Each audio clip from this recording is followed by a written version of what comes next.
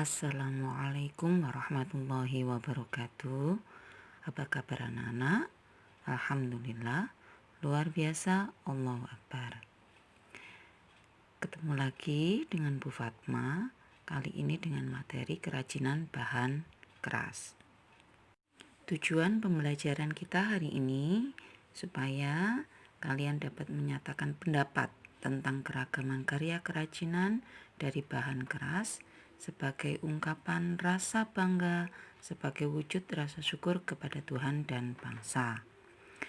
Kedua, memahami pengertian sejarah, jenis, sifat dari karakteristik dari bahan keras berdasarkan rasa ingin tahu dan peduli lingkungan. 3. Mengalami teknik pengolahan, produk dan prosedur pembuatan, serta kemasan untuk kerajinan dari bahan keras berdasarkan karakter yang dapat dikembangkan sesuai kebutuhan wilayah setempat. 4. Merancang, membuat, menguji, dan mengkomunikasikan produk kerajinan bahan keras daerah setempat berdasarkan teknik dan prosedur yang tepat berdasarkan orisinalitas, ide, dan cita rasa estetis diri sendiri dengan disiplin dan tanggung jawab.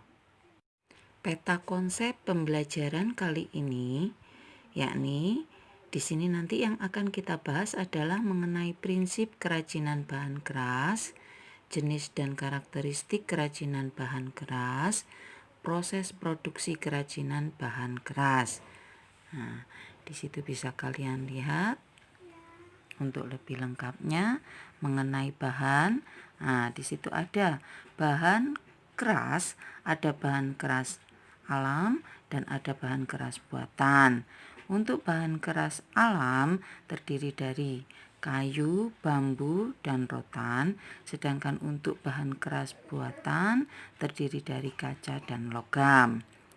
Nah, di situ nanti yang akan kita bahas selain bahan, ada juga alat produksinya, produk kerajinannya, kemudian kemasan, dan contoh proyek kerajinan. Nah, untuk prosesnya dalam pembuatan kerajinan perlu kita perhatikan K3, yaitu keamanan, keselamatan kerja, serta kebersihan. Prinsip kerajinan bahan keras. Yang pertama adalah keunikan bahan, yaitu karakteristik bahan. Masing-masing bahan itu punya keunikan yang berbeda-beda. Nah, kemudian yang kedua, keragaman muatan nilai.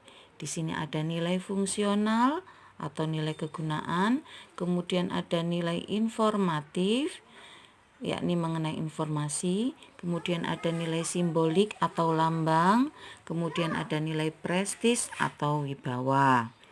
Yang ketiga, aspek rancangan.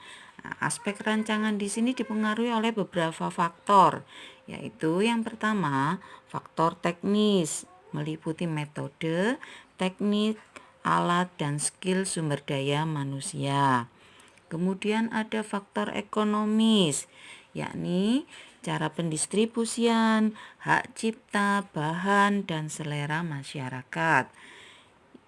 Kemudian ada faktor ergonomis, yaitu 5K, dan ada faktor sains dan teknologi, ada faktor estetik atau keindahan, dan ada faktor kondisi lingkungan.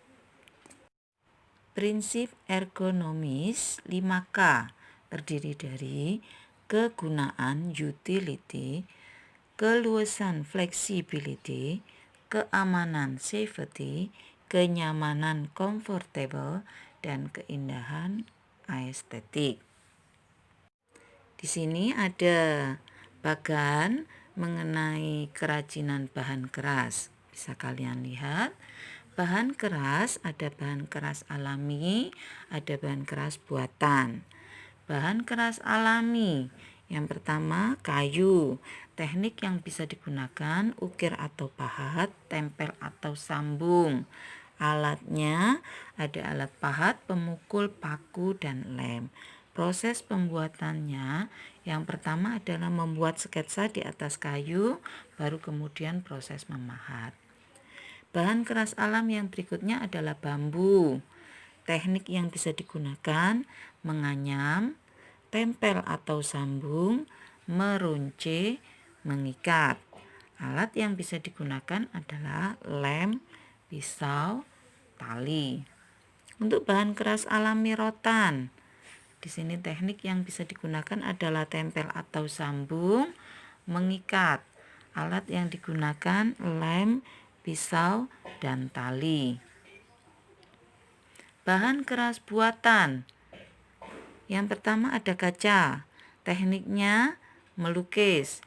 Bahannya kaca, cat, spidol. Alatnya cutter dan kuas.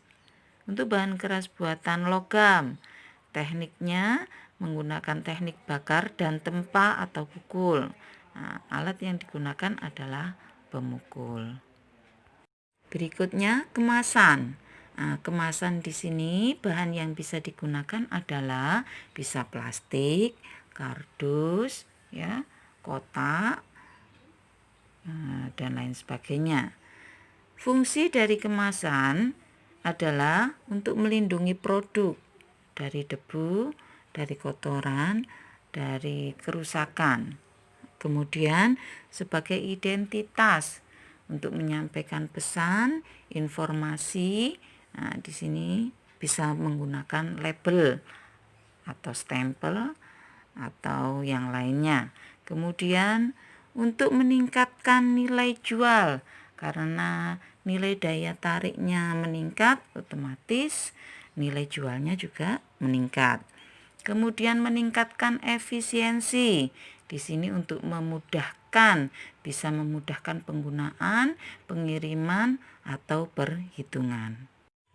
Ini ada beberapa latihan soal yang bisa kalian coba setelah mempelajari materi yang tadi saya paparkan.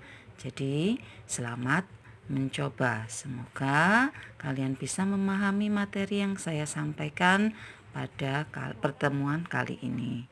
Terima kasih. Wassalamualaikum warahmatullahi wabarakatuh.